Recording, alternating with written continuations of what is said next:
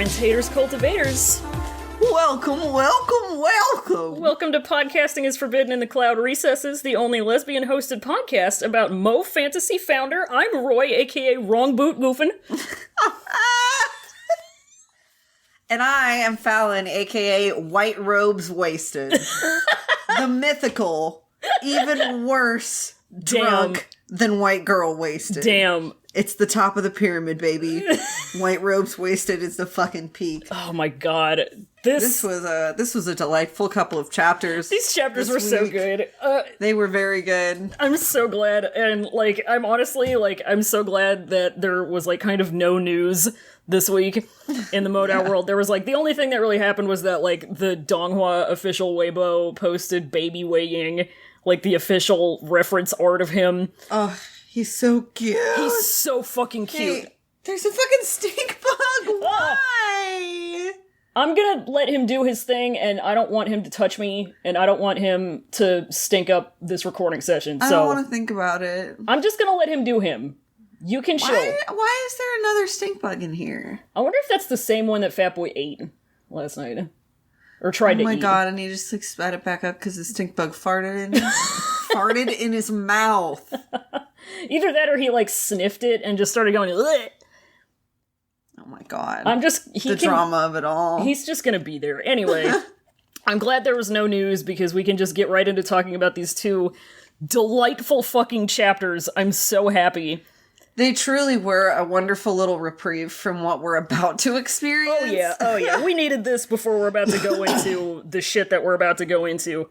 The calm before the storm, so to speak. You know how it is. And I'm glad that we have so much good shit to talk about, because I'm not about to sit here for 2 hours just saying Hanguang-jun shitfaced, because that truly is almost the only thing that my head has been able to think. Shitfaced, lmao. Hanguang-jun shitfaced. Anyway, I'm just gonna go right into...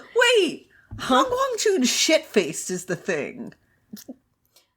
That's true. Hanguang-jun shitfaced. Hanguang-jun shitfaced. lmao. Wow, Hanguang-jun shitfaced. lmao.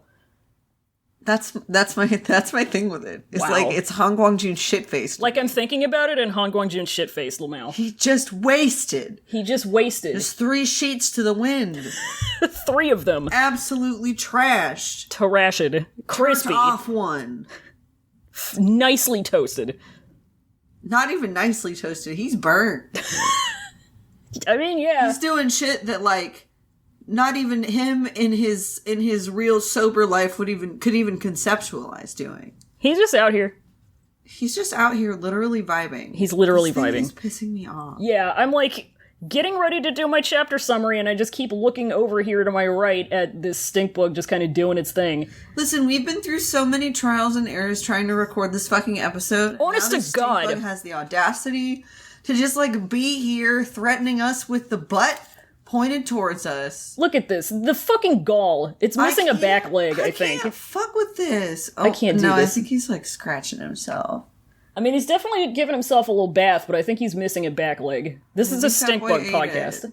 Oh, maybe he ate it. Thickness. No. We can cut this out now. Oh, yeah, no, there it is. Okay. It's weird. I don't like the ends. I don't like the ends of the legs and how it looks like they're little fingers. I don't like that. I don't like him. I wish he would go away. They can't fly, can they? I have no idea. I truly don't know. I don't like it. I want him to go into the candle and just have a peaceful end. Just a peaceful burning to death. A peaceful, not a peaceful end. A peaceful honey pear scented end. I want to do my chapter summary. Yeah, I'm just do the chapter summary. Yeah. Do the chapter summary. I'm just gonna do it with my neck cocked towards this stink bug ruining my life. So chapter 31, Do Part 4. Do Part 4. So Wei Wuxian is kind of alarmed at this wall of Lan Wangji he's been faced with. He's worried because he isn't sure how Wen Ning is going to be, because he was just wilding out back at Mount Dafan. But as we've just learned, he had those magic nails in his head. Now, though, they're out, so who knows? So Lan Wangji smacks Wen Yang, tells him go away. Wei Wuxian is like, Hanguang-jun shit-faced. He decides to take Lan Wangji back inside. Lan Wangji hits Wenyoung again. Wei Wuxian says, okay, dude, let me just play some flute so Wenyoung can fuck off like you want him to. And Lan Wangji goes, no, only play for me. And Wei Wuxian is like, oh my god, fine. And he has Wenyoung hide in some bushes. Wei Wuxian and Lan Wangji go inside. Wei Ying is like, what even kind of drunkenness is this? He's doing it wrong. And Lan Wangji pulls Wei Wuxian into a hug and tells him to listen to his heartbeat because, and I quote, the face doesn't show anything. So from there, they spend some time just doing funny comedy drunkenness. The main thing of it is that Wei Wuxian is like, hope he doesn't remember anything in the morning, and he starts asking about if he likes anyone, check yes or no. And Lan Wangji checks yes. Wei Wuxian tries to ask, how Lan Wangji feels about certain people, and he's just like, until Wei Wuxian asks, well, what about me? And Lan Wangji says, mine, and dumbass Wei Ying is like, oh, Bichen is behind me, that's what he's talking about, because he's a fucking fool. And then Lan Wangji says, well, it's 9, or as I like to call it, sleep, and he casts Hold Person on Wei Wuxian and makes him do sleepy times with him in the same bed, even though they got 2 rooms. What if there was only 1 bed? Technically there was only 1 bed. There was only 1 bed is the thing. This chapter's so good. This chapter's really good. This chapter's so good. I'm just so glad that drunk Lan Wangji is the way that he is. He's so good. It's so good. It's genuinely one of the most enjoyable drunken experiences I've read. It's so good. I came into the bedroom the other day and you were in the middle of doing your notes, and I plopped my shirt on the pile of laundry at the side of the room, and you said, Roy, I love drunk Lan Wangji. Or something like that, and it was just that's just how it is. He's the only thing that matters to me. He's the only thing. No thoughts. Head empty. Just Hanguang-jun shit-faced. Just Hanguang-jun shit-faced. I don't know what to tell you. So... it's what I want. Yeah, Wei Wuxian is he cannot be drunk already. He can't. He simply cannot. This entire chapter is just him in disbelief about various things. Yeah, he can't fucking believe. Consciously and subconsciously in disbelief. He's just he cannot possibly be fucking asleep. Be fucking drunk. Yeah. Already. He's shwasted. Shwasted? And he's cradling Bichen in his arms. He's crossed his arms very sternly, and he came out. And Wei Wuxian's oh no, he can't. He's just fucking with me. Yeah, and then he reaches out. And he fucking shoves Wenyoung. No, he smacks him. He smacks him. He says, go away.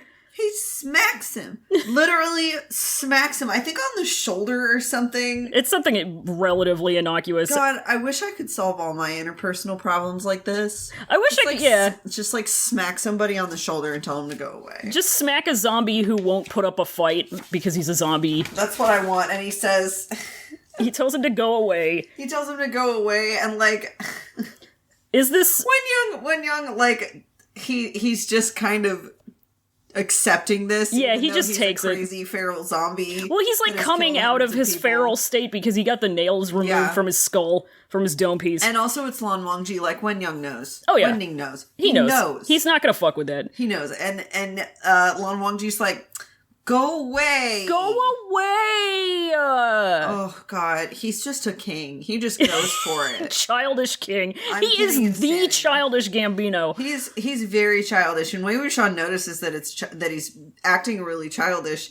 And You're childish. I don't know. I want to know that this is probably, him being drunk is the only time in his life that he ever acts or has acted childish. Oh, yeah. Or has been able to, let him... We're gonna let him have this. Let him enter baby mode. He had to grow up way too fast. Yeah. He deserves a little bit of baby mode. He's always been held to such high standards. Everyone expects so much of him. Let Lan-jun be baby. He gets to be baby for a little while when he's drunk, which is healthy. Lan-jun can have little a baby mood. As a treat. So, yeah. Is this... And then this is where Wei Ying, realizes that Lan Wangji's boots are on the wrong feet. And he just... He's oh my God, this dude is gone, isn't he? Oh my God, he's crispy! He's crispy, and so he does the how many fingers am I holding up thing. Mm-hmm.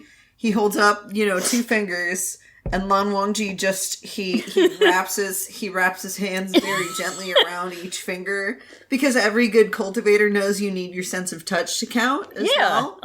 You have to really be in touch with the numbers. Do you feel me? He thought Wei Ying was doing pull my finger.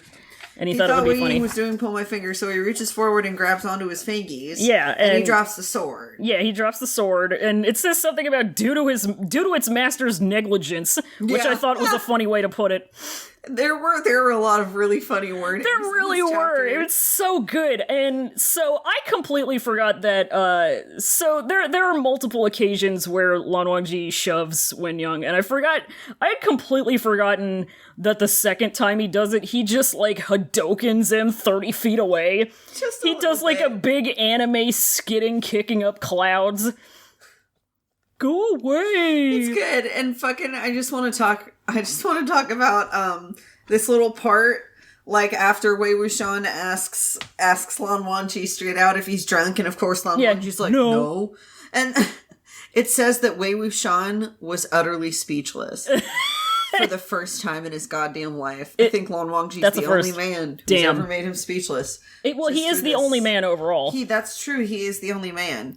And Wei Wuxian, like, ruminates over the kinds of drunk people he's come across, and he's just never come across somebody like Lan Wangji before. This is a whole new brand of drunk. This is a whole new brand of drunkard. It's a new animal. And he's like, alright, buddy, let's go ahead and get out of here. Yeah. He says, give me your keys, come on. Luckily, it seemed Lan Wangji was also quite easygoing when he was drunk. So they just, like, they go for a casual stroll. And since Lan Wangji is Lan Wangji, like, he doesn't look outwardly drunk unless you look really hard at him. And so he's like, if someone passed by, they would have thought that these were two good friends strolling in the night and would have praised the refined act. Two good friends. This guy's being dudes. Like those fellas, Xiao Xingchen and Song Zichen, like, what a pair of great gentlemanly pals. What a pair of completely platonic, friendly dude mans. I know, they're platonic life mates. They're hetero extremely. So, it's normal. Yeah, so, is this, tell me, because you have the actual text in front of you, and I don't. So when does Lan Wangji hit Wen Young a third time, and Wen Young is, like, looking quote unquote as if he had been wronged, which is so fucking good. You highlighted it too. Good. Yes, I fucking love it. It's so funny to me. It's so good. So they leave, and Wen Young just, like, follows along, just like as you do. Yeah, he's Wei Wuxian friend. Mm-hmm. And all he knows is I'm friend. Wei Wuxian's about to talk to him, and Lan Wangji just, like, he, like, does a 180 and fucking smacks the shit out of him. Yeah, again. he's so... like, he smacks him upside the head. He's so fucking preschool. And, like, the text makes a point to note that the smacks don't have any strength behind them. Yeah. Which is kind of cool to think about, I guess, considering the lawns have so much disgusting amounts of upper body strength. Which is probably why, despite putting supposedly no strength into this shove, he still managed to send Wen Young flying several discrete meters. Well, here's the thing. I don't think that was this one. Oh, true. Yeah, it says Wen Young's head was even more lowered due to the smack. So I think this was the second smack. Yeah. And fucking, it's just, he still looked as if he had been wronged, even though his eye whites couldn't make any sort of gazes. He's just the blank-faced stick figure. Vicious zombie, murderer of hundreds, cowed and subdued by the force of one Hanguang-jun's drunken jealousy. One 4-year-old, 35-year-old. Yep, and Lan Wangji just goes, go away! Go away! So... And Wei Wuxian's like, alright, fucking, okay, chill out. Let me just play a little ditty for him and get him out of here. He says, no, only for me! Yeah, Lan Wangji grabs the flute out of his hands and he's like, don't play for him. Don't play for him! He's so difficult. He's kind of giving me, Baby Muriel vibes. He's a little bit. Definitely doing a Baby Muriel kind of one. Yeah, and Wei Wuxian's like, what's going on with you, you little weirdo? And Lan Wangji's like, don't play it for him! He says, don't play it! Don't! Me! Only me! Only me. And then he says, too much cheese, too much macaroni. Says too much cheese, too much macaroni. And Wei Wuxian's like, okay, all right, it's just all yours from now on, okay? Mom, she's like, but he's like, he doesn't give him the flute back. I know, he just keeps it, yeah. And so Wei Wuxian whistles instead. And he's like, all right, just keep hiding. Make sure nobody finds you. Just stay in these bushes, Wen Young. It's fine. I'm just thinking about, like, I can't imagine the scene that Lan Wangji would have made if Wei Ying had remembered to get them to try the duet. Oh my god. Oh my god. Can you imagine? I think Lan Chan would have just thrown a fit. Okay, here's my thing. I think, because you just made me aware of something, I think a big missed opportunity. And if MXTX were to ever go back to writing extras for this novel, I think one of them has to include drunk Lan Wangji trying to play the Guqin.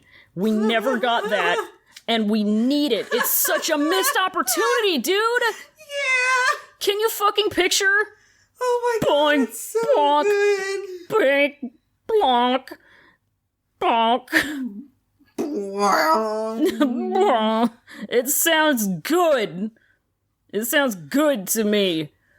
I like ghosts. It. I'm fighting a ghost, Wei Ying helping me. It sounds good, I think.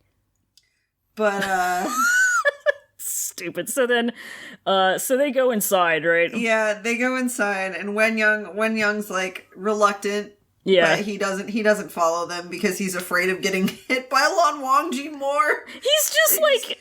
Turns around, drags his chains, and walked away dejectedly. The mopiest zombie on the planet. Oh my god. He's so pathetic. This is fucking peak comedy to me. Oh my... It's like a Tom Waits song. It's so fucking sad. God. Jesus Christ. So, so they go inside and he's all mopey boy away and they go in. And Wei Ying is like, what the... Bro... He's like, why don't you look drunk? Why are you doing this wrong? Why are you doing this wrong? Because he looks like a fucking normie, a normal person. A normal person. And Lan Wangji is like, oh, okay, bet. And he like grabs his shoulders and like pulls him to his chest, like cradles his head to his chest. He becomes Beware. And he's like, heartbeats. Yeah. Listen to the heartbeats. Listen, it sounds good. It's my face, nothing. I really genuinely love the fact that he's aware of the fact that he has resting depression face. Yeah. Like, he knows this shit. And the only time it ever comes out is when his inhibitions are completely gone. Yeah. And he's drunk, and it's like, I'm just thinking about what it's like for him when he's sober, and he's aware of that fact, and I'm like, damn, that's a mood, because my ass, once again, not to be, hashtag, kinning. Yeah, not to be kinning and standing, not to be autisticlanwangji.tumblr.com in 2015, but, like, wow. I, like, 99% of the time when I'm interacting with people, I am, like, super aware of, like, or, like, super trying to be aware of what my face is doing because I don't know, and, like, I don't know what it looks like to the other people or to whoever it is I'm talking to. Yeah. And for him to, like, be aware of that and, like, not know how he's coming across necessarily, but knowing that, like, whatever expression that he's making, like, isn't relating what he's actually feeling, like, it fucking sucks. Oh, yeah. It fucking sucks to deal with. So, like, for him to... That's just such a good note for us to find out that he's aware of that. I love it so much. Yeah, I can definitely see it as... I can imagine it as something that he struggles with. Oh, yeah. A lot. Like, seriously struggles with. But at the end of the day, there's not a whole lot you can do about it! Jesus Christ. Sorry, the stinkbug flew. Oh! At the end of the day, there's not a whole lot you can do about it. There ain't. Fuck that stink bug. Oh Jesus Christ, where'd that bitch go? I don't know. Well, that answers the question of if they fucking fly. Oh my god. Whatever. Fuck. Okay. So then... But anyway, they get into the room, and Lan Wangji's just like, he's just being kind, and so Wei Wuxian's like, okay, so like, Face is off, and I can only tell from the heartbeat, right? And then Wangji's like, and Wei Wuxian just like fucking loses his shit laughing. He thinks it's so funny. He's like, oh my god, he can't be this kind of person. His face isn't that thick, is it? It's just, this whole fucking chapter is Wei Wuxian continuously underestimating Lan Wangji and being completely oblivious. He's just, all he can think about is how this man is doing drunkenness wrong. Yeah, it's so painful. God. He just thinks it's so funny that he ignores, like, literally every other relevant part of the situation. Oh, yeah. So they get back to the inn. Yeah. Here. And they get another room, and it says he held him down on the bed and took off the boots that were put on wrong. Dude, he cannot stop doing this grandma-ass shit. He keeps, like, going over people's clothes and checking them and smoothing their hair down and wiping their faces off and making sure they're all good and protected and handsome. Yeah, and he wants to wash his face, so he just goes ahead and casually takes off Lan Wangji's forehead ribbon. Mm-hmm. Just casually, like, just casually, and he just lets him. He's just fucking chilling as he does this. He's vibing. Placid. Like, it's super normal. Yeah. It's super He's normal. like, do it. See if I care. He brings him some water, and then he washes Lan Wangji's face. Because he's a mess. And Lan Wangji's, he's fucking chilling. He's just chilling. Obediently allowing his face to be kneaded in all kinds of directions. And Wei Wuxian's just like, oh my god, why are you looking at me? Because Lan Wangji just like won't stop looking at him. Yeah, he's just staring at him. He won't even close his eyes for the towel. He just like stares at him. He's fucking like, god. Why are you looking at me? Am I handsome? Am I handsome? What you see handsome? This fucking fool is so close to hearing Lan Wangji call him cute. He is so close. I know! And so Lan Wangji doesn't get to answer because Wei Wuxian's already done, and he's like, yeah, he already has to start talking about things again. Alright, I'll clean him on some water, because he has to, constantly divert the subject away from him. And there Lan Wangji is. He's getting water for himself. Yeah. But it's not the kind of water that you probably should drink. It's got dirty drunk man face water. It's Ew, dirty, you're right. drunky face water.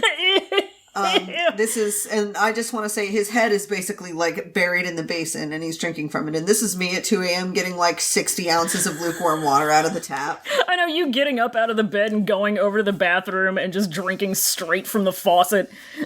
Yeah. Yeah. What are you gonna do about it? Call the fucking cops. Do you think his face wash water is like more hygienic for him to drink? Because he's got a really good skincare routine. Still got, like, skin cells and shit in it, though. Yeah, but it's his own skin cells. Like, I know it's gross, but, like, would it be bad for him, do you think? I don't know. I just don't like the idea of it. I don't either. I never said I did. I'm just saying. I don't think he's gonna get sick from it, so I'm not worried about I guess it's just unhygienic on principle. Yeah, that's true. He's also drunk as hell. He's also drunk as hell. He is drunk as he will, so... Sean's like, oh my god, I hope he didn't drink the water. I hope he doesn't remember any of this shit. Yeah, he's gonna be so embarrassed. This man. So Wei Wuxian, he decides to interview him. Yeah, he decides to basically play 20 questions. He's like, alright, so you're gonna do whatever I want, right? Lan Wangji's like, uh-huh. Wei Wuxian's like, you'll answer whatever. And Lan Wangji's like, uh-huh. And Wei Wuxian's like, alright. Have you like actually gotten turned up on that emperor smile in your room? He says, never have I ever. And never have I ever enjoyed rabbits. Never have I ever violated any rules. He puts all of his fingers down. Yeah, never have I ever liked anybody. And Lan Wangji obviously answers yes to all of these. Yeah. Except for the emperor smile, which he's like, nope. Nope, didn't drink it. Which complete honesty. So that's baffling, but of course we don't get Wei Wuxian's like reaction to that. Yeah, he's even worse at lying when he's drunk than he is when he's sober, and he's fucking incapable of lying when he's sober. So I argue that he that's gets true. better He's at lying post-canon. That's true. Well, that's because he's under Wei Ying's garbage influence. Yeah, that's exactly what I was going to say. It's very good. Yeah, he'll do anything for Wei Ying, including lying. So Wei Ying is like, yeah. Wei Ying's like, all right, you ever liked anybody? And Lan Wangji's like, yeah. And Wei Ying's like, all right. And he's just trying to figure out what Lan Wangji will and will not answer. So it's like, what is it? Was it Zhangchun? And Lan Wangji literally frowns and he like scoffs. Says, hell no. That's as close, humph is as close to a hell no as Lan Wangji gets. He says, fuck no. And then Wei Ying's like, how about Wen Ying? And this one just gets indifference. Yeah, he says, And Wei Wuxian points at himself and he's like, what about this one? This one. And Lan Wangji says, mine. Mine.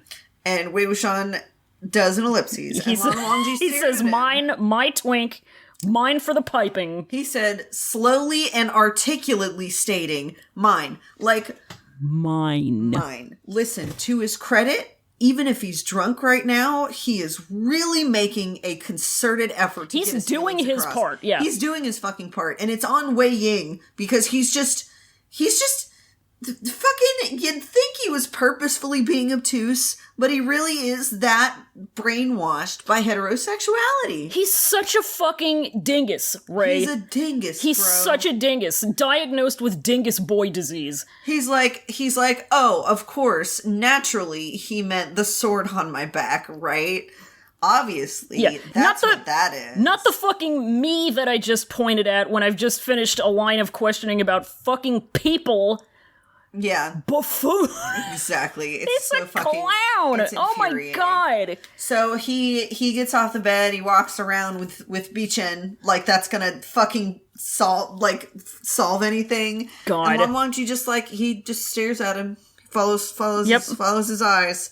Ever so sincere and straightforward, ever so blunt and bare. Like, even MXTX is trying to get Wei Wuxian to realize Lan Wangji's drunk ass is for real. Mm-hmm.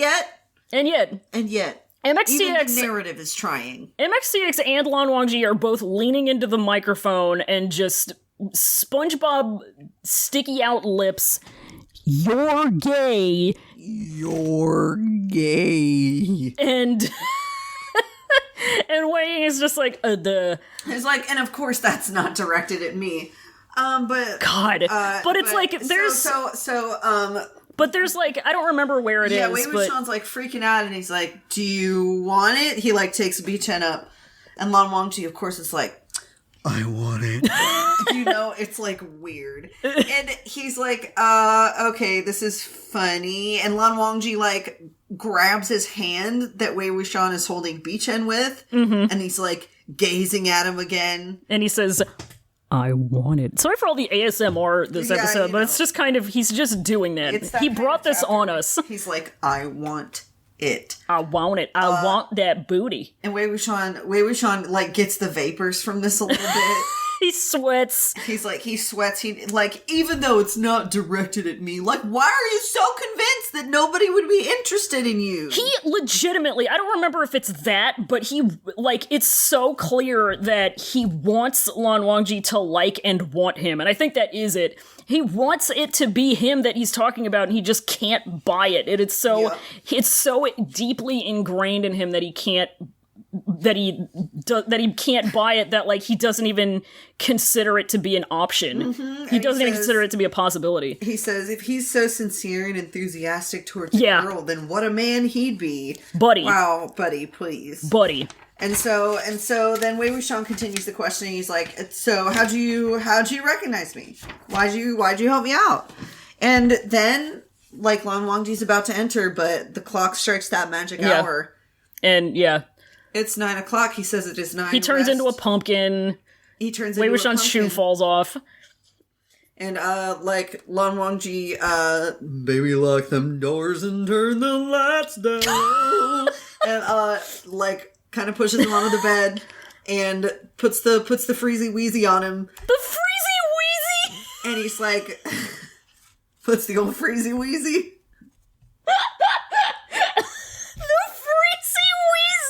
Yeah, a whole person. The old freezy weezy. It's good. Alright. He does do the freezy weezy on him. The freezy weezy, and he says, alright, it's time for sleep. The sweet, sweet slumber of the magically paralyzed. And Wei Wuxian's like, oh, shout out to my guy Hanguang-jun for hooking me up with some freezy weezies. It's like, Wei Wuxian's like, so no pillow talk then? And Lan Wangji's like, no, sleep. Yeah, and And he's just in bed thinking about how much he can't wait to get Lan Wangji white robes wasted again. Yeah. He's like, this is so fucking funny, dude. It's so LMAO. fucking funny. I don't blame him for being excited to get Lan Wangji drunk again. Hanguang-jun shit-faced. This shit is gold. It's so good. It's so good. And Wei Wuxian is like, all right, get this thing off me. We got 2 rooms. You don't need to clown around like this. We're okay. And Lan Wangji he just like pins him there with his strong arm. He starts undressing, actually. Yeah. Oh yeah, you're right. God.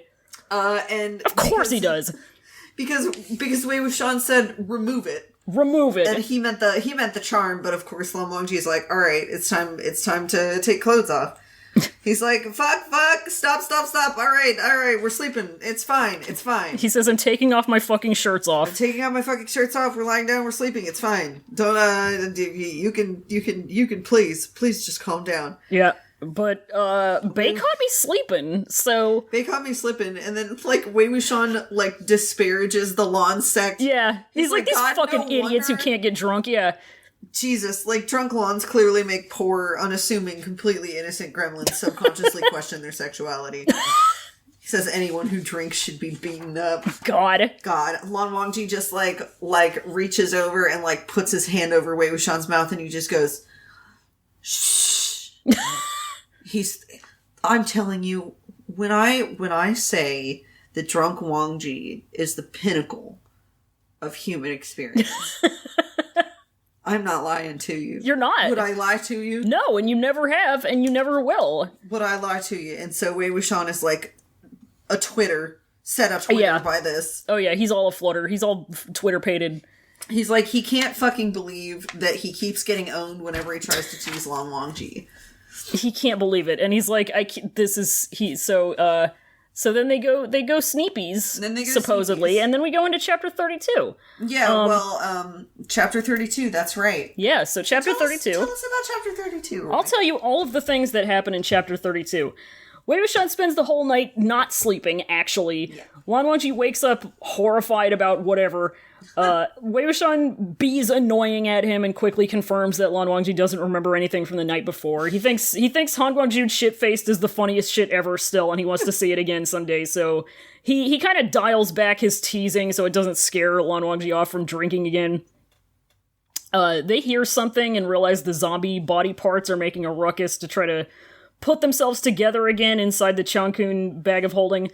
Because now that the zombie body is almost complete, it's getting more powerful, so it takes Lan Wangji and Wei Wuxian playing rest 3 times to calm it down.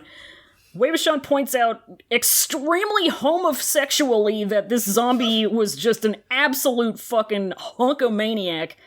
Lan Wangji basically asks what he did while he was drunk, and Wei Wuxian goes the innocuous route and says that he said he likes bunnies. He's like, dude, seriously, don't worry about it. Nothing happened. Here, you're hungover. You get your life right. I'm gonna go get us some breakfast. So he leaves Lan Wangji in the hotel room and does that. While he's out, he sees this group of kids shooting little toy arrows up at a kite, and Wei Wuxian fondly reminisces about doing the same with Zhangcheng when they were little back in the Lotus Pier. Some wind knocks the kite down, and Wei Wuxian realizes all the kids are playing Sunshot Campaign. They're, like, trying to decide who gets credit for shooting down the sun, kite, and they all start declaring their kin types, like, I'm Jin Guangyo, I did this, I'm Nia Mingjoy, I'm the best, blah, blah, blah. A couple of the kids start fighting, so another runs over to break it up, because he's being Yiling Patriarch, and he's the most powerful. But then another kid comes up and says, he's Sandu Shengsho, and goes, yeah, but I killed you, so what is the truth? And Wei Wuxian feels bad. He decides to go up to the kids, and he asks where all the Lans are, and the kid playing Yiling Patriarch says, there, and points at this kid who's being totally silent because he's Lan Wangji, and this cheers Wei Wuxian up, so he starts, like, directing these kids on how to do war crimes good, and gives them the breakfast he bought. Lan Wangji comes out, and Wei Wuxian is like, aren't these kids cute? And Lan Wangji's like, no, for real, what did I be weird last night? And Wei Wuxian goes, dude, no, okay, let's talk business. So they start speculating that their zombie buddy was cut up and put in haunted, angry places to be mean to him, and also to suppress him, because he's very powerful and very mad. He's thick. And whoever killed this guy and did all of that clearly has ties to both the Lans and the Nias, but Wei Wuxian and Lan Wangji decide to just kind of keep following the clue trail until they have further info to start kind of eyeing suspects. And the clue trail, zombie hand, leads them to this foggy place in the southwest where they arrive in an extremely spooky ghost town. ... Crappy. So Lan Wangji wakes up like a demure woman. Like, oh. Doesn't he, like, pull the blanket up to, like, cover his shirtless man chest and be like, oh my god. Well, the first thing that happens is Wei Wuxian actively takes off his own shirt and attempts to take off Lan Wangji's shirt just so that he can play a funny homosexual joke on it. Yeah, to do a funny gay.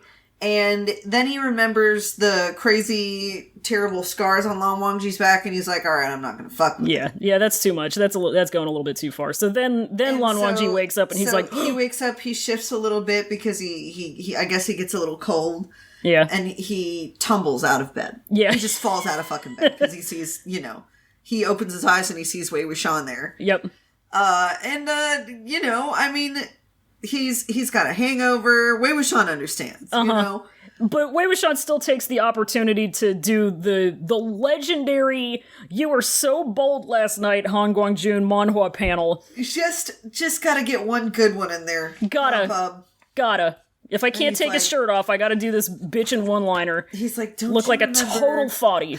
Don't you remember anything about last night, Hanguang-jun? You're so bold. Han-guang-jun, as it's typed once for some reason. Han-guang-jun? That's his name. And of course, he doesn't. He doesn't remember at all. And then Wei Wuxian's like, he gets out of bed, and he's like, no, look, I'm pants. It's normal and fine. He gets up and shows them that they both. Joke. We're just doing a funny here. Yeah, we're just doing comedy. It's all funny comedy. You're still a virgin. Don't worry about it. Don't worry about it. It ain't nothing. He's just like, he's still just like completely. He's horrified. He's freaked like out. But then they hear something. They hear something breaking. Yeah. And they're like, oh shit! It's the dear friend. It's freaking out because they had forgotten to do the duet last night. Yeah, they forgot to do the duet. That's why it's called this arc. And they're getting brazy with it. They're throwing shit around. Mm-hmm. And this time with the 3 body parts together, it was even more wild. Yeah, it's wildin'. These limbs, they're just going too hard to handle. Oh yeah. It's like a house punk show. Oh yeah. When it needs to be more of a flower duet vibe. They're out here doing the windmill shit. They're fucking slam dancing. They're fucking feeling it. Yeah. And because, they couldn't do the thing last night because one of them was hopelessly drunk and the other was helplessly tormented. God. Which is definitely a choice of words. Fucking idiot. And Wei Wuxian's just like, all right, let's get serious here. Yeah. For just a millisecond. Yeah, let's get real. He calls it serious business because he's online. Yeah, can I be real a second for just a millisecond? Yeah. Let's be real here. So they play rest 3 times because body angy, and it takes a long time to describe them doing that for whatever reason, but that's basically the gist of it. Yeah, he's and then it calms down. Like, Wei Wuxian needs to find his flute first, though. Oh, and yeah. He just, casually sticks his hand into Lan Wangji's robe. As you do. And he justifies it by being like, you just took my flute away last night, alright? I'm just trying to get it back. It's just so fucking funny to me that Lan Wangji basically, he's fine with it. He's cool with it. He has no personal boundaries with Wei Wuxian anymore. No. Why would he? Why would he? Absolutely. So they play rest. And then they play rest again, and then they play rest again. One more time. They put it on repeat. I think this is probably the first time Wei Wuxian has seen the torso out. Yeah. And we get a whole paragraph of him admiring this sweet piece of man meat. He fucking slaps it and strokes it. It was the masculine body figure that countless men dreamed to have. Staring at it from every direction, Wei Wuxian couldn't help smacking those abs a few times. Hanguang-jun, look at him. If he were alive and I hit him, the impact would have bounced back and hurt myself. Just how on earth did he train? Trying to go for He's Jennifer... fucking gay. I was trying to go for a Jennifer Coolidge thing. God. Oh my god. Wow, you could bounce a quarter off of that. Ray go on jerking it. Oh my god! Wait, please tell me Jennifer Coolidge. I'm sorry, boys. I haven't listened to Jerkin' It yet because I have a very short attention span when it comes to podcasts, but now I'm going to have to. Oh my god. Wow. Oh my god. Official Jerkin' It crossover episode. Jennifer Coolidge is so fucking good. Starring Jennifer Coolidge as Wei Wuxian. Oh, wow. What a good one. This is, I don't know, but like this whole thing is definitely 100% the way a straight man examines. Oh, he's so gay for these abs. Dude. It definitely is. Rock fucking solid. And Lan Wangji's he's drooling as he says this. He really is. Like, it's not... There's nobody in this room that is actually convinced that Wei Wuxian is straight except for Wei Wuxian himself. Yeah, no, not at all. The stinkbug is back. It's fucking back, y'all. I just wanted to leave us alone.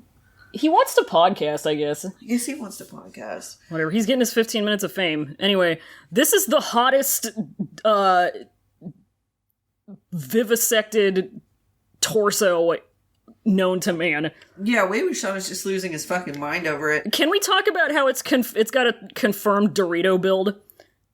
He is built like a Dorito.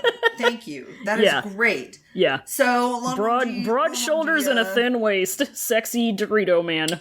That's right. Gotta love it. And Lan Wangji goes ahead and seals all the little bags back up. Yeah. And Wei Wuxian fixes himself up because he still looks a little shameless. You know? Yeah.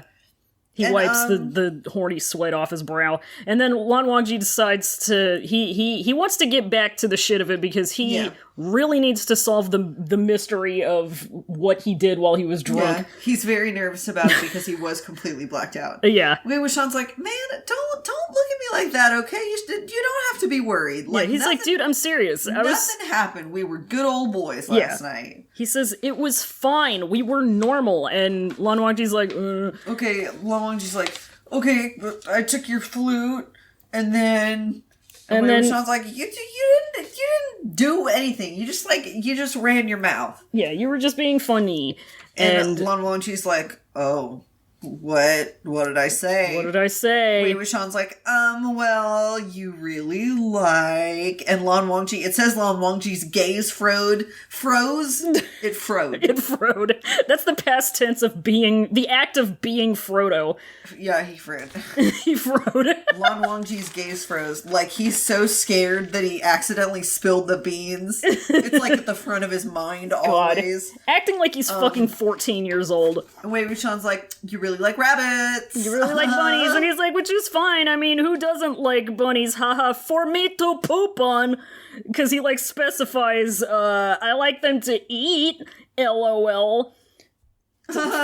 That's a great joke, right, Hanguang-jun? Yeah, you got so drunk. I mean, not really. You, had one, You had shot. a drink, yeah. But, I mean, you probably still feel like shit. So, here, come, wash your face, have some water. Yeah, get your life right. Get your life right, and then we can bust out. Yeah. And I'm gonna go buy some breakfast, alright? Mm-hmm. So just take your time, And Lan Wangji's like, wait. And then Wei Wuxian just leaves. He just leaves. No, he does not. He turns around and he's like, what's going on? Lan Wangji's like, do you have any money? Yeah, oh, yeah. And Wei Wuxian's like, yeah, of course it's yours. Do you think I don't know how to get onto your money pouch that's on your person? Please. He's like, dude, I know your password by now. I'm not an amateur. Please, I have the card. I'm good. And then he just busts out. Yeah, I have money. Do you have money? And then he does the most literal, I'm bound to head out thus far. He just heads out, and it says Lan Wangji seemed as if he had received a major shock. Received is continuing in the tradition of Frode. Received is when you're Emperor Palpatine a second time. Oh, so the last movie in the latest installment? Hey! Woo! Fuck! Anyway, Palpatine's be fucking. Lan Wangji is my poor baby. He's my poor baby. He just gets the door closed on him, and then the door closed on him. He shuts himself away. Yeah, honestly. And then Wei Wuxian finds a bunch of kids LARPing their favorite war heroes criminals. Yeah, he goes buy some snacks, sits down, and watches these kids LARPing what he eventually realizes to be the Sunshot Campaign. And this whole scene is so cute and cool to me. This scene is so good. I love this scene so much. So it goes into a little bit of detail explaining, the whole point of the game is to shoot down the kites, and Wei Wuxian likes this game because old Uncle Zhang made him and Zhang Cheng this like real cool big kite when they were kids. And Yanli painted it, and it was a little goofy, and they had a really good time. They were, really proud of it. And then, so the kids have this big, like, round yellow blob that they're flying at, and then, they're shooting arrows at it, but then just wind knocks it over. And knocks it over, and the kid's like, oh no, the sun's gone! and then they just kind of, like, start arguing over first we get like this bit about like how the area that they're in probably got hit pretty hard by the wind sect. So like either troubled by their unleashed beasts or bullied by their arrogant cultivators. Yeah. Arrogant cultivators. Dude, this whole section is like it's begging me personally for literary analysis. Mm-hmm. It's going, please analyze me, MXTX is demanding. Yeah, this little capsule. Yeah. Honestly, that's kind of how I felt too. I was like, literally reading all of it, I was like, do you think this means anything? Yeah, do you think this means anything? Like, do you think this means anything that the kite is falling due to wind? Like, what does that say about the winds or the Sunshot Campaign or war in general? The fact that these kids are from/in an area that was heavily oppressed by fascism, how it makes sense that they're, like, idolizing these Sunshot Campaign bigwigs. Their argument over who gets to take credit and why. Oh my god, so good. It's so good. And, like, we get... and then a couple other things, but I'll get to them when we get to them. But this is just so good. The first one that stands up to be like, I'm the leader. I'm the big cool boy. It's Jiggy. It's little Jiggy. It's the kid who's playing Jiggy. He says, I killed the Wensec's big villain. Yeah.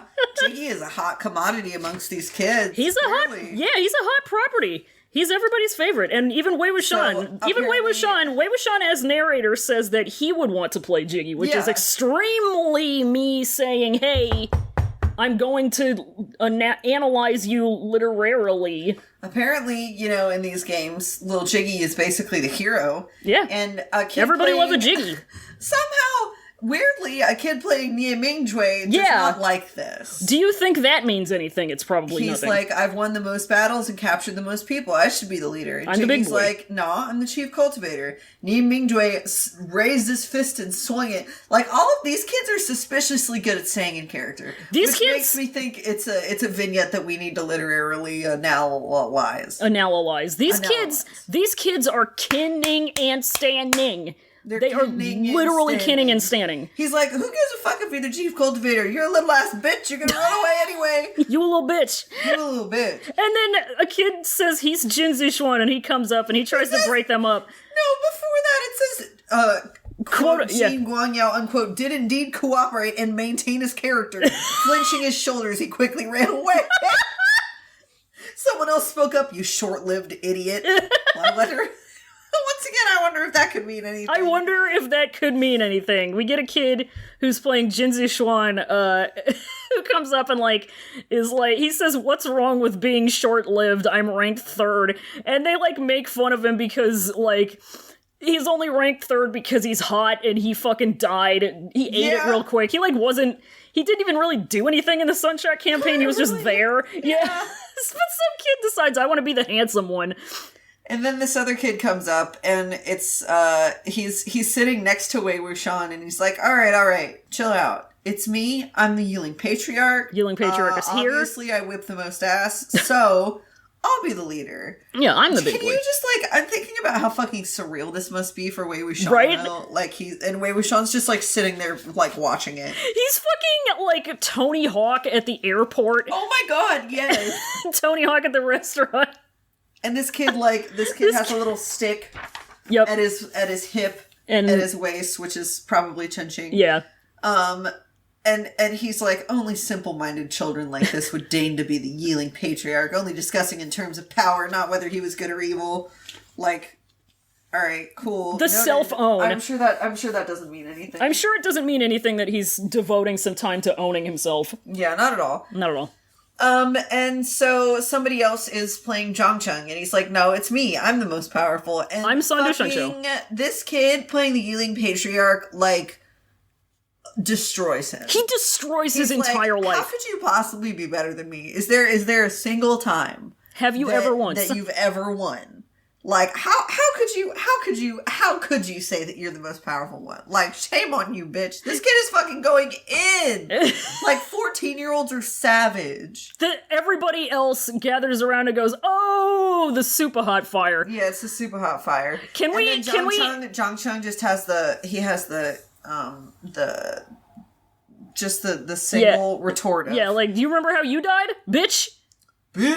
Can we talk real quick about how this kid playing Zhangcheng comes in and introduces himself as the Sandu Shengshou? Yeah, he's the one and only Sandu Shengshou. The Sandu Shengshou, just like how I call it the Olive Garden. It is the Olive Garden to Roy's. It's the Olive Garden. The Sandu Shengshou. So he comes up and they just like, whatever. And he says, do you remember how you died? And Wei Wuxian is suddenly reminded that this is a little bit more than a game and it was like actually his life and he's really depressed now. Yeah, he doesn't like it. Never going to be able to talk to his brother. Yeah, kind of hate that. Wanting to kill each other. Don't like that. And he's like, alright, fuck, well that sucks. Yep. Hurts. And so the Yeeling patriarch kid is like, all right, look at this. I got Chen-Ching, I got the Tiger Seal, I got the Ghost General. And there's another kid hiding in a bush who's playing Wen Yang, and he's like, I'm pre-zombification Wen Yang. I hadn't died when the Sunshot campaign happened, so I'm just kind of here. Yeah, he's like, I'm not dead yet, I'm just here, I'm vibing. And Wei Wuxian's like, all right, excuse me, honored cultivators. This is so cute. The kids are like, yeah, what's up? He's like, where are the lawns at? Yeah, where are the lawns? They're like, oh, there's some lawns. Yeah, there's one. And they point at this one kid who's over there, and he's got, like, a piece of cloth tied around his head. A white rope tied around his forehead. And Wei Wuxian's like, all right, who dat? And the Yeeling patriarch kid's like, it's Hanguang-jun. And Wei Wuxian's like, all right, well played. Well played. Because the kid is just like, the kid has not said anything.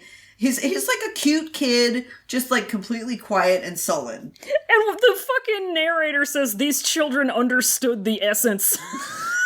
Wei Wuxian is just so happy to see this child representation of Lan Wangji. It cheers him up so much, it just takes all of his worries away. That's all it takes. It's so good. Because he was like, he had still kind of been ruminating about the JC thing, and then immediately upon seeing this Lan Wangji kid, he's like, how strange. Why can someone as boring as him always make me so happy? I fucking wonder. God, I'm so tired of this bitch. I'm so fucking tired of this dumb bitch. I can't really do it for very much longer. I cannot do it. As hell. Like, I'm really about to. And so, Lan Wangji comes down and he sees Wei Wuxian, who is given basically all of the breakfast snacks that he bought to the kids. And Wei Wuxian's like, oops, sorry about it. But yeah, they're like, he's like in the middle of all these kids coaching them. Yeah, exactly. He's like setting the scene. He's encouraging them. He's like, all right, you got the Wens in front of you, as far as I can see. All right, they're all armed.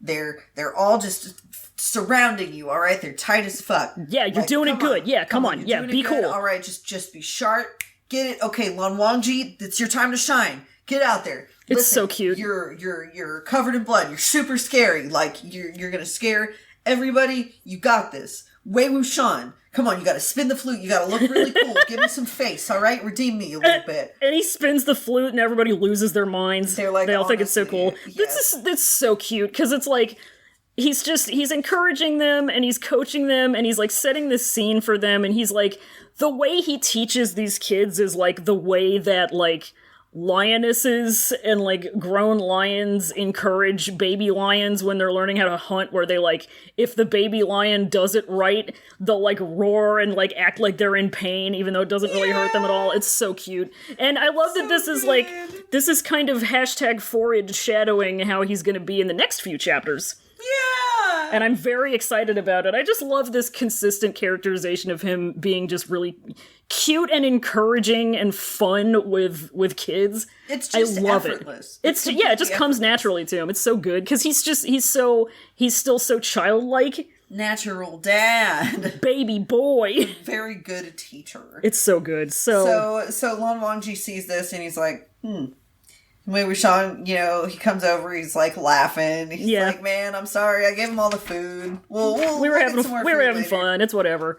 But anyway, look at those kids. Aren't they cute? Look, guess who the one with the rope on his forehead was? Just guess. Laugh. And Lan Wangji's still he's still kind of on one about his blackout last night. He's like, please just tell me what I did last night. Please, I'm begging you. And he's like, dude, I'm serious. For God's sake. Dude, I'm serious. And then Wei Wuxian's like, no, don't worry about it. I'm just being weird. Let's let it go. Yeah, he's like, please believe me when I tell you that I'm just being a fucking asshole. You did not do anything. I'm begging you to understand. And he's like, all right, anyway, business time. Business time. It's business time. What do you think? What do you make of... the coffin slamming. Yeah, what do you make of all of this shit? So they go over all of their Scooby-Doo clues. And they think... Wei Wuxian thinks, and Lan Wangji, of course, agrees because they're on the same page with this, that... Because they're smart.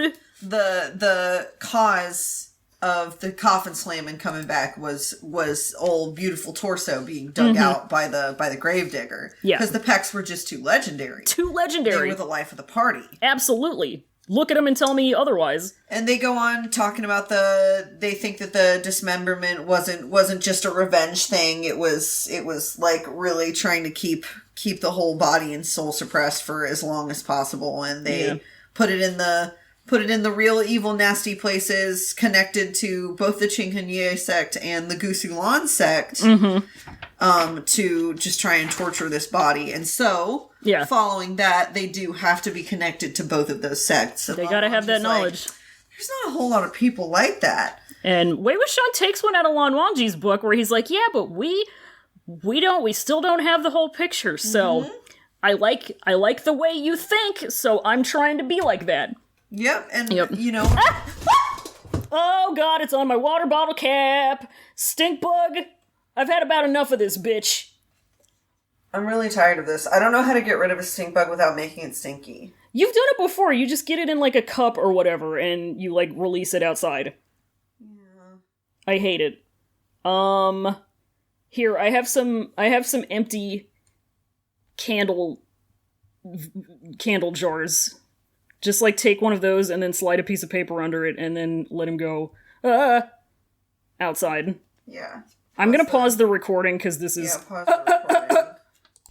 Okay, we're back. Fuck that stink bug. Jesus Christ. What a terrible... This is what happens when we get an episode out late. Rip. Like, really. Rip. Anyway, so... Anyway, he's like, yeah, we don't have all the facts yet. Let's get the right hand and the head. Yeah. And we gotta beat him to the punch. We gotta beat him to the punch every single time. So they go southwest, and they end up in spooky foggy place. Spooky foggy place. A haunted city that nobody likes to go into because it's crappy. It's spooky. But that's the end of our chapter. That's the end of the chapter. That's the end of this arc.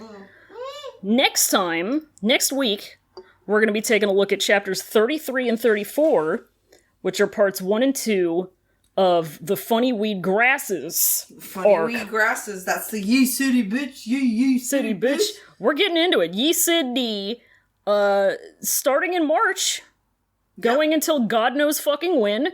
My birthday month. Yeah! Will be Ye City month. I don't know how I feel about that. It'll be Ye City month, and it'll also, you know what else is next month, the end of next month, is this podcast's birthday. Oh, wow! Yeah! Can you believe that? Just lots of stuff happening in the springtime. Springtime in Ye City. What's the day? March 30th? March 30th. That was 3 days after my birthday. Yeah. All right. This podcast is an Aries. Thank you. Thank you. But yeah, springtime in Ye City. Hashtag that shit. I'm looking forward to it. And, and like a lion out like a lamb, am I right? You know? And like a lion out like a lion, basically. But yeah. Speaking of birthdays. Yeah. We're gonna move into our Google Translate Essence collection. Is it a special Jiggy birthday edition? Well, last Thursday, February 20th, was the birthday of 2 of our special Gene boys. That's true. We had a Jiggy birthday, Jiggy get birthday. Mm-hmm. We also had Jin Zixuan get birthday. Their birthdays, same day. Yeah, isn't that wild? Yep. So, for our Google Translate Essence collection this week, each of the birthday boys have 2 little selections about them. Okay, love that. So this first one is from Chinese, set in canon verse, just kind of some genfic about back in the day when Jiggy and NMJ were still friends. All right. Yeah. Genfic, I like it. All right. Gotta love it.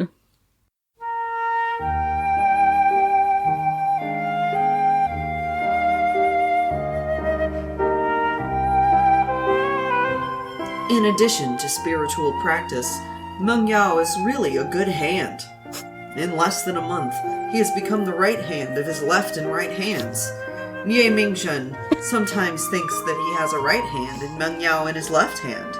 Going on, it's the biggest blessing in life. There's a lot of hands going on. There's a lot of hands in that one. Hands a lot. I'm trying to figure out the anatomy of this hand situation. So we got a right hand in a right and a left hand, is that right?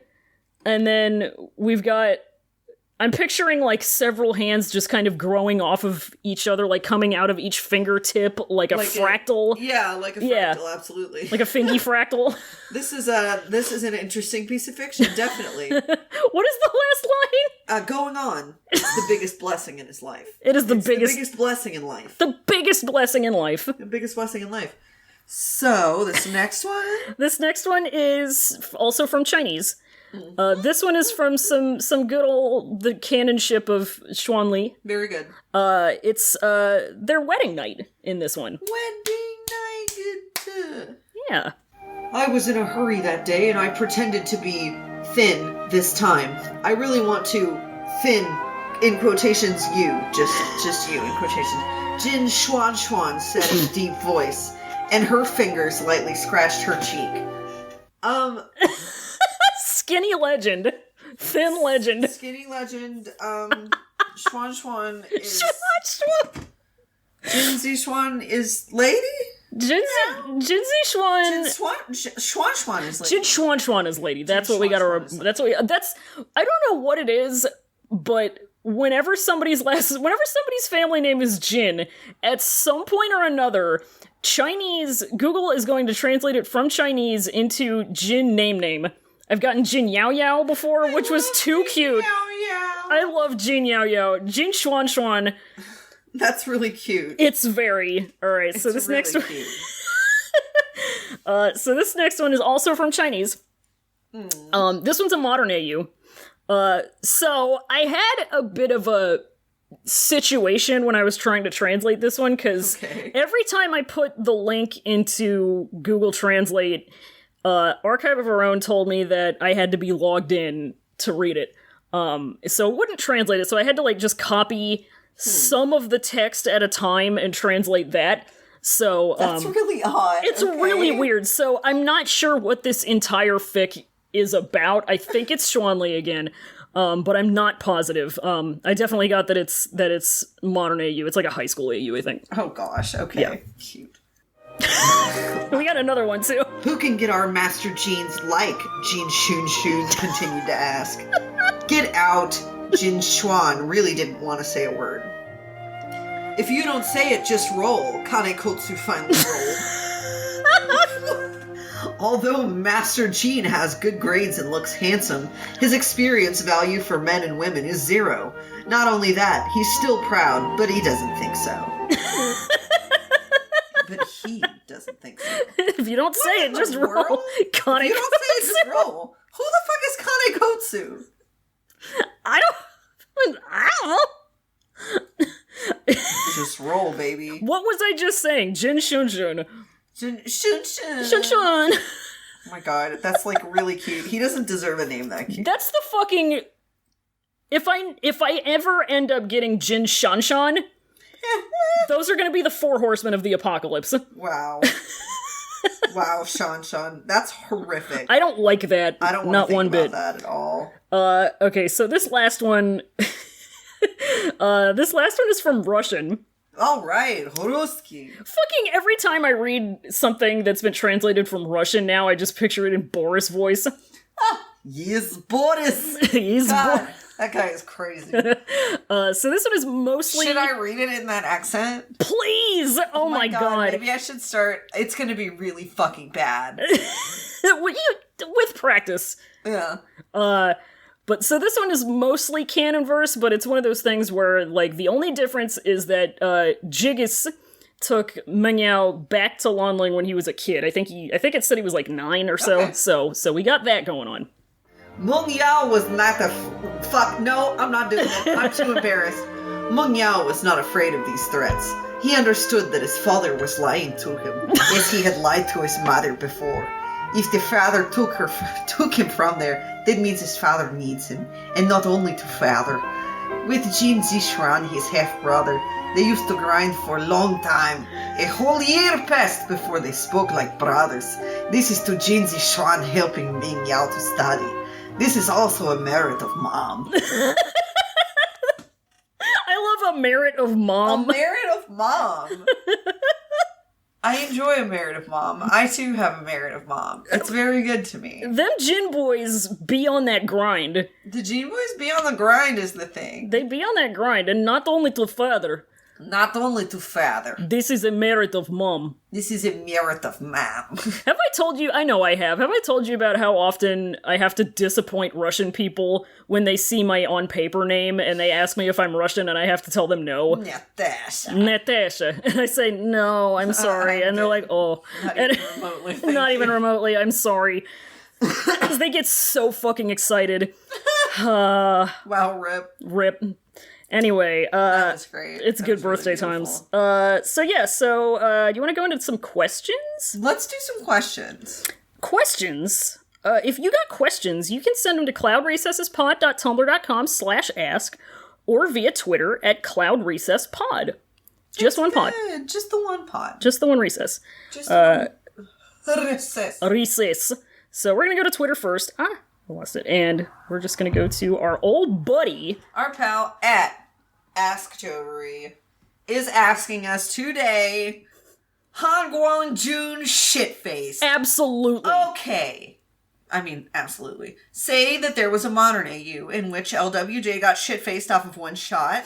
What modern, harmless, yet amusing shenanigans would he and WWX get up to? Feel free to make up the wildest stuff. Oh my god. I think there are some things that could translate 1-to-1. I think he definitely puts his shoes on the wrong feet. Mm-hmm. That stays the same.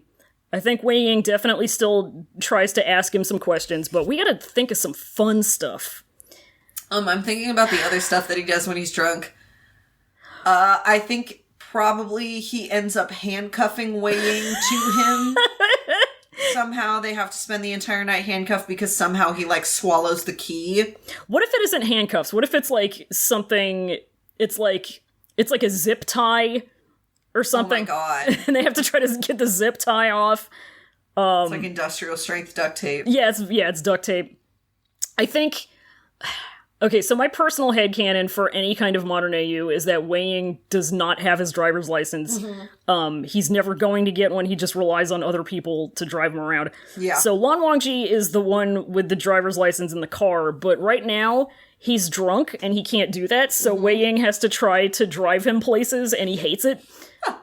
He's like, man, I don't want to drive. Lanchan. He's just so bad at it, and Lan Wangji's just like, I want to go to the beach. Ooh, they do a night beach run, a drunken beach fun time. They do a drunken beach fun time. Maybe they get a couple friends together for a nice, like rules. modern bonfire moment. Ooh, I love that. Roasting some marshmallows. Maybe Oh. Lan Wangji gets too close to the marshmallow on the fire and singes one of his antennae off. Oh my god, and then he just has the one antenna. I have so many thoughts about it. I do. have many Man, thoughts. I'm picturing... See, you said a fun beach night, and now I'm just picturing them at our beach, our oceanfront, in the city that we live in, and that would be extremely fun and cute to me. I think, in my opinion. It's extremely good. I want them to go to the shitty little amusement park and ride the big Ferris wheel. Yeah, like really late at night. Yeah, like really late at night. Go to one of the fancy ice cream places, get like a big nasty ice cream sandwich made out of cookies. Oh, yeah. Fuck yeah, dude. Go take a picture with big hunky King Neptune statue. Okay, we're projecting too much now. I want it though. It's good. People aren't gonna know what the big hunky King Neptune statue is. Virginia Beach, Virginia, King Hunky Neptune. Anyway, I like that. Anyway, it's cute. Google that shit. Let's go over to Tumblr now. Thank you for the question. That rules. Time. Yeah, that was really good. Anonymous asked, so I hope that this is this week's chapters and not next week's, but Xiao Xingchen's sword can automatically point itself at the Walking Dead. If you had a weapon that could be used as a sort of dowsing rod, what would it point to? Money. I mean, obviously, fucking my broke ass. Yeah. Girl. I got bills to pay. It'd point to people who, one, are rich enough that the world wouldn't miss them when they died.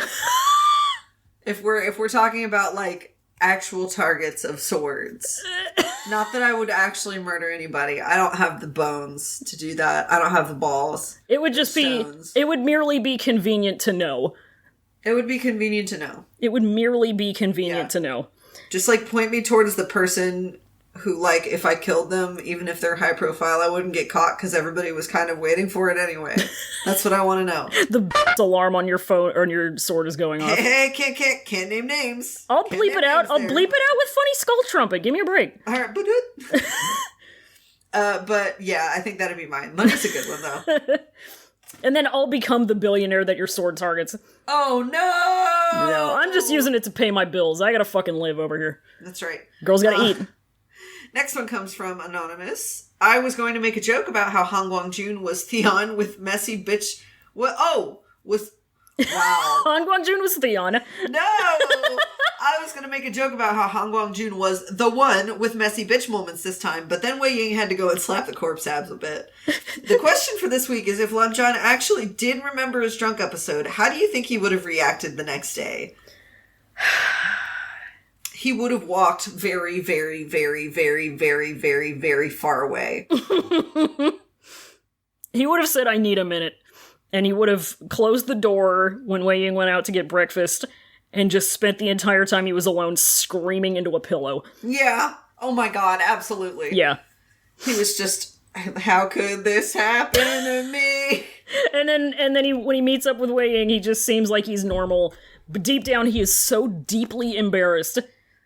He's fucking humiliated. Oh my god, absolutely. I feel so bad for him. I can barely even think about the answer to that question because it just, it pains me. God, like I feel like he would be horrified, but not as horrified as, like, he thinks he would be in canon. Right. Yeah. Because he spends these entire chapters going like, oh my god, what did I do? And if he knew what he had done, he would definitely be embarrassed, but he wouldn't. It's not the end of the world, you know. He didn't let anything super real slip. He'd just be like, "Oh my god, I can't believe I said that. Can't believe I had him hold my heartbeat." Beat himself up a little bit. Yeah, for being stupid. Feel like an idiot. Yeah, dumbass. He's so cute. I love one man. I love one man. Our next question comes from another anonymous friend. I was thinking about the good old days, which gave me this week's question. In the MDZS 4Kids dub, what is everyone's names? The show's name? Do I get to hear about the Shadow Realm again? First of all, episode 7 of this podcast is called Demon Dudes, parentheses, 2001 4Kids Entertainment Show, or whatever the fuck I named that podcast. It was Demon episode. Dudes. Yeah, Demon Dudes. All in caps, dudes with a Z at the end. If you would like the answer to that question, go ahead and watch that episode, because this is a very good question. Oh, yeah. We have decided it is Demon Dudes with a Z. Yep. Wayne Wuxian. We've talked about Wayne Wuxian. Yes. Wayne Wilson, I think it should be. Okay, yeah, that's probably right. Well, we don't want it to be too close to Wade Wilson, because that's going to be, like, kind of verging on copyright stuff, so maybe he's Wayne like... Wilson. Wilson, yeah. Wayne Watson. Wayne Watson is great. I think we had... Fucking enemy of the show Colin at Pagetish said John Chad. John Chad, yeah. John Chad's great. Oh, we also got somebody... Because I was actually, coincidentally, I was talking about this on my side blog earlier this week, and one of my followers said they would, like, reverse the name order just for one character, and it would be Zhangcheng, but they would do the thing where they turn it into an initials name, so his name is CJ. I'm disgusted. I'm absolutely I'm livid. CJ? I am fucking nauseated. I'm really disgusted. I am nauseated. I'm thinking about how do you like this one? Larry Warren for Lan Wangji. Wow! No, Lan Wangji is the only one who gets to keep his name because there's always one character who gets to keep their name. He's the one. Okay, that's fair. You feel me? Yeah, that's fair. I feel it. All right. Lan Shichen... I don't know what the family name situation in that family is going to be. I don't know if, like, Lan is going to become Lan Wangji's first name, and then Wangji is the last name. Here's my thing. His name is Jason, regardless. They don't pronounce it Lan. They pronounce it Lan. Fuck off. Oh my god. Yeah. Anyway. We've already established Nicholas Huaisong. And then I want to submit for your approval Jean Zixuan. Jean? I really think that we like need short to for work... Eugene. Yes. I really think that we need to work on the American surname, Chinese first name. We gotta figure that out. Because I think there's a lot of material there that we can really squeeze out of it. We gotta be farming that shit. We gotta, we'll workshop it and then we'll come back. Oh yeah. It's very it's very good. So yeah, do you get to hear about the Shadow Realm again? I think you've got to. I mean, there's probably like nobody dies. They don't die and become zombies. They get sent to another dimension and then they like come back haunted. They get turned into zombies, but it's reversible. Yeah. And then at the like in the series finale, which never actually happens because they lose the license somewhere along the line because they went bankrupt. The series finale has like Wen Yang becoming normal boy again, but it's just like reusing clips from earlier episodes where he's human boy. But yeah, what a good one. What a good one. Thank you. Just very good. I love a 4Kids AU. It's an awful lot, but you know what? It's the kind of a lot that we love. All right, and our last question comes from Matry McCauthen? I'm not sure. It's pretty cool. Let us know. Regardless, we're doing it. Let us know. Yeah. So, everyone already got assigned a color with their sect, but ignoring that, what color clothes would or should your faves wear? I'm asking because I was thinking about how green is a color associated with envy, and then I thought Wei Wuxian would ironically wear green because of that, and no one would get why. Ooh. I think that's really cute and fun to think about. I like that. A lot of the time, especially as like fan artists, even when we draw modern AU, we usually stick with their same color scheme so that they can still be recognizable as the character we're trying to depict. And people don't really stray too far from color schemes unless they're doing like couture shit or like high fashion shit and they're just like sticking the characters in these costumes. And I think it's a really interesting thing to think about. Yeah. I'm definitely 100% gonna say that Nie Huaisong loves bright, loud floral patterns. Oh my god. Like Gucci style floral my fucking patterns, god. You feel me? Like gold and black, like opulence. Oh my god, like a Versace kind of bullshit. I also really like Huaisong in like a nice plum or a burgundy That's very kind good. of moment. Yeah. Kind of repping the boif. Kind of repping the boif, but also kind of repping like in the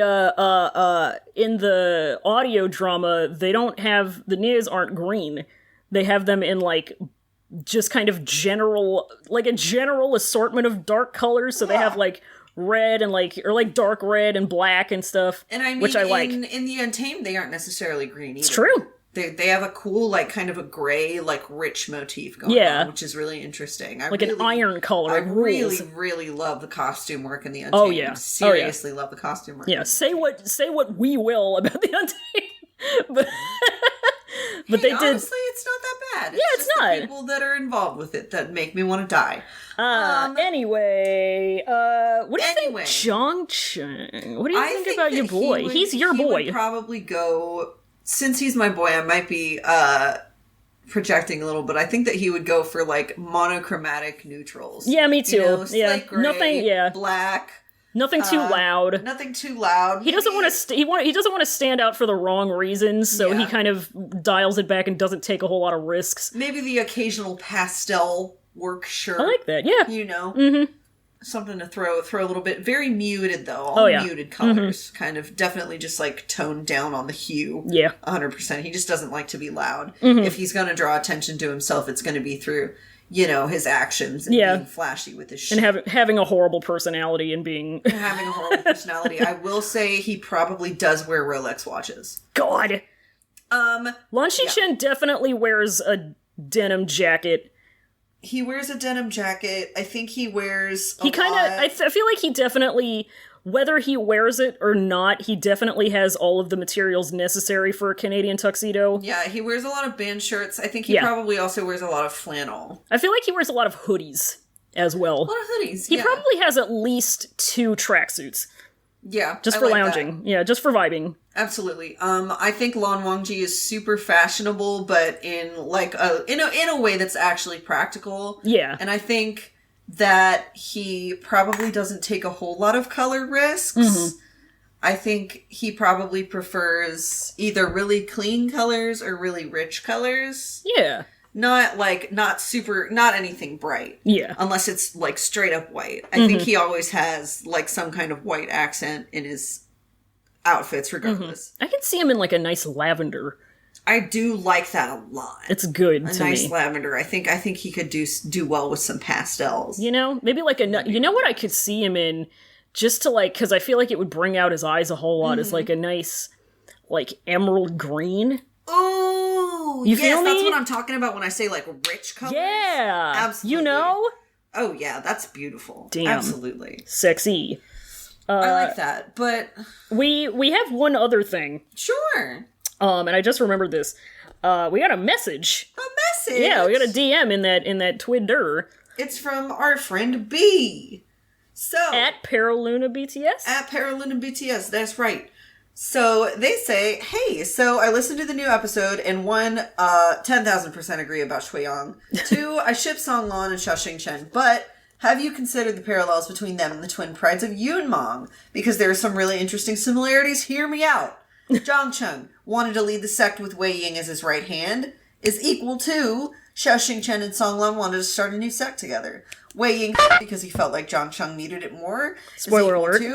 There you go. Xiaoxing Chen gave his eyes up in the same way. Wei Ying then went off on his own, and so did Xiaoxing Chen. So, I think both Shueyang and Xiaoxing Chen mirror Wei Ying in some way. You fucking right. Just wanted to mention it since you guys have said everything I've been thinking about Shueyang, and this has been on my mind just as long. Thought you might find it as interesting as I did. I sure fucking did. Yeah, dude. Hell we yeah. super did. That was fucking... No, I think there's definitely something to be said for Xiaoxing Chen and Shueyang being parallels to Wei Ying. Oh yeah. Definitely. And I think that they're definitely in that vein. There can be parallels made between Songlan and Lan Wangji. Like 100% there can. Yeah. They're both pretty, you know, they call him the distant frost, whatever. Absolutely. Yeah. I think that's great. I think that's a very astute observation. And I think that's something that is very interesting to think about. I mean, clearly MXTX fucking loves a theme. She loves just layering the themes one on top of another. Isn't it wild to have, like, a piece of media where there are themes and, like, consistent characterization and, like, interesting dynamics? Yeah. I really enjoy it, and if you're talking about this in comparison to a particular show that was on HBO, we're kinning and standing. We're kinning and standing. We've evolved. Yeah. We're now watching... We're adults. We're now consuming media that's actually worth consuming. Isn't and that wild? Hyping up media that's worth being hyped up. It's crazy. It's wild. But yeah, thank you for the questions, folks. Yeah, so that was it for the questions. Yeah, so we're just going to go right into the end of it. We have a Patreon. We do have a Patreon, and for $1, $5, or $10 a month, you can get a bunch of cool stuff. You can send us some money, and we will send you some treats. Yeah. Patreon.com/podrecesses. $1 a month, you can be a disciple of the show and get access to all of our Patreon exclusive bonus content, plus a special role in our Discord. For $5 a month, you can be a sect leader of the show and get all that plus a more special role in our Discord channel and a thank you shout out on the show. Plus, you can send us a quick little message for us to read. It's really good. And finally, last but definitely not least, for $10 a month, you can be chief cultivator of the Pod Recesses world and get all of that and an even more special role in our Discord. And you can send us requests for stuff to stream or read during our live readings. A fun time. It could be good. We should do live readings sometime. We really soon gotta. when our lives even out again. I know, when I'm not doing 4 fucking podcasts in one weekend or whatever. Yeah, that's crazy. And also going to see my personal friend Bernard. Yeah, it's Bernard time on Saturday, I'm pretty sure. Bernard. Saturday is for the boys, and Bernard Sanderoni. Bernard Sanderoni is one of the boys. Absolutely one of the boys. Official friend of the show. But yeah, so shout out to our $5 sec leaders, Sarah McClintock, Lenny Williams, and Carrie. Thank you so much for supporting us. And a big ol' thank you to $10 chief cultivators of the show, Scout Shiro and Colin Arnold. Yay! Bringing that shit up a tier. Our very wonderful friends, Colin Arnold and the Scout. Best friends of the guys show. Rule. Thank you so much. Best friends of as the show, always. OGs of the show. Day ones. Absolute writers. Absolutely. Thank you to Noisepace.xyz for being our podcast network. Thank you, Sec Leader Matt. Thank you, Sec Leader Matt. Check out Noisepace. You can find a lot of other very good podcasts, such as the aforementioned Jergin' It. Starring Jennifer Coolidge. Friend of the show, Jennifer Coolidge. Friend of the show, Jennifer Coolidge. City Girls Make Do. My Pod Cabbages. Henry Kissinger's Pokemon Going to Die. Very good. Roy's going to be on that soon. Hell yeah. Roy's constantly on that because she's a host-a-roni. Host-a-roni. You've also got your... Roy's also a host-a-roni member of the party on Fantastic Satisfaction. Yeah, Fansat. Good old Fansat. Which is going to be doing another little thing in pretty a minute soon. Here. Lots of exciting stuff going on in Noisepace.xyz. Be sure that you tune in. Hell yeah. Once again, I'm Roy. I'm on Twitter at SemperFunny and also at Yeeling Hypebeast. And I'm Fallon, and you can find me on Twitter exclusively at America's Burden. How about it? How about that? You can find Pod Recesses, the us, at cloudrecessespod.tumblr.com and on twitter.com/cloudrecess, just the one pod. And you can also find us on the podcast apps, the podcatchers, the websites. Do us a solid. Like, rate, comment, subscribe, YouTube. Whatever you need. You know, and you can... Hit that bell! Hit that bell. You can also join our Discord. The link, as always, is in the description. And you know what we say at the end of every episode, Ray? Semper Bunny. So we say Semper Bunny. Semper Bunny. Semper Bunny. You are all my nephews now. You are all my nephews now. Semper Bunny, folks. We'll see you next time. Bye.